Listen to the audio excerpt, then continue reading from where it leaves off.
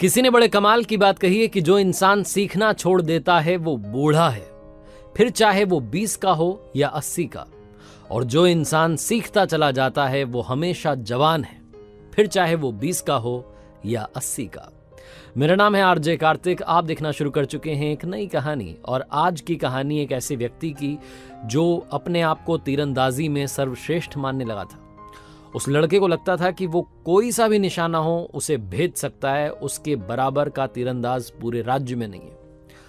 हालांकि लोग उससे कहते थे कि आपसे भी अच्छा एक तीरंदाज है, और हमेशा उसे एग्जाम्पल देते थे कि हमारे राज्य के जो सेनापति थे, जो अब रिटायर हो चुके हैं, संन्यास ले चुके हैं, जंगलों में रहते हैं, वो तुमसे अच्छे तीरंदाज हैं।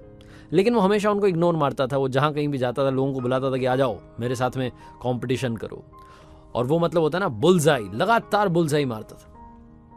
एक दिन उसे लगा कि मैंने सबको तो हरा दिया, अब मुझे उनके पास भी जाना चाहिए जिनको लोग बेस्ट कहते हैं, सर्वश्रेष्ठ कहते हैं, जो पहाड़ों में रहते हैं। कठिन रास्ता था, उसे पार करके पहुंचा ऊपर पहाड़ पर। झोपड़ी बना करके वो सेनापति रह रहे थे। एक वक्त में महान सेनापति थे, लेकिन अब उन्होंने रिटायरमेंट ले लिया था, संन्यास ले चुके थे, सन्यासी बन गए थे, अपनी जिंदगी के आखिरी पड़ाव पे थे। ये लड़का वहां पहुंचा और जाकर के उनको प्रणाम किया और कहने लगा कि मैंने सुना है कि आप हमारे राज्य के महान सेनापति हैं।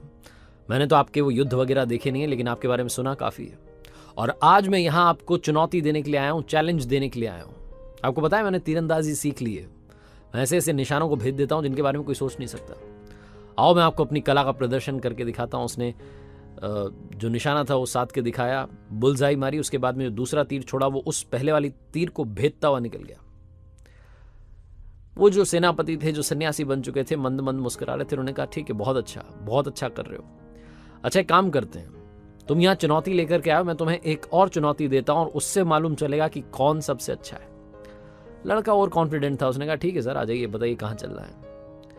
तो उन बाबा के पीछे वो चलने लगा। वो सेनापति जो सन्यासी बन चुके थे, पहाड़ के एकदम कोने पर पहुंच गए। पहाड़, दो पहाड़ों के बीच में खाई थी, उस जगह पर वो पहुंच चुके थे। उस लड़के को लगा कि पता नहीं क्या करवाने वाले हैं। थोड़ा ध्यान से उसने देखा तो उन दो पहाड़ों के बीच में खाई में एक छोटा सा टूटा फूटा सा पुल था। किसी ने ऐसे ही लकड़ी का काम चलाओ पुल बना दिया था। वो जो सन्यासी थे, वो बाबा जो एक वक्त में सेनापति थे, धीरे धीरे चलने लगे और बीच में जाके खड़े हो गए। ये दूर से देख करके डर गया कि क्या करवा रहे हैं। उन्होंने कहा अरे आ जाओ, डरो मत। जैसे तैसे धीरे धीरे वहां तक ही पहुंचा।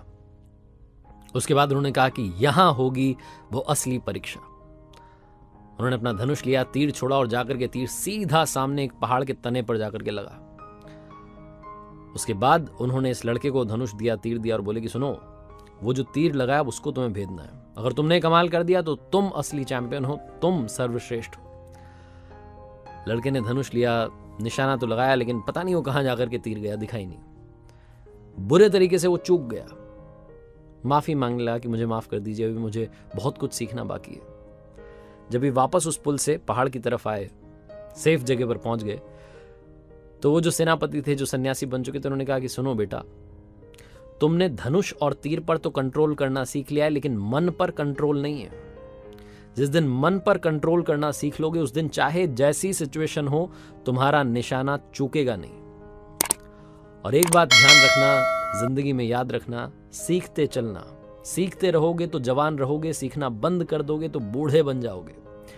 छोटी सी कहानी हम सब के लिए एक बहुत बड़ा मैसेज देती है, बहुत बड़ी बात सिखाती है कि जिंदगी में कई बार हम सोचते हैं कि अब तो मैंने पा लिया ना जो पाना था।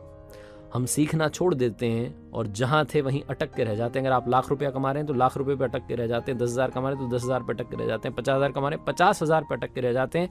क्या आप वहां तक पहुंच सकते हैं? जहां तक कोई नहीं पहुंचा उसके बारे में सोचना बंद कर देते हैं, क्योंकि हमें लगता है कि हमें सब कुछ आ गया। तो ये सब कुछ आ गया, ये सोचना बंद कीजिए और सीखते चलिए, क्योंकि सीखने की कोई उम्र नहीं होती, सीखने की कोई सीमा नहीं होती।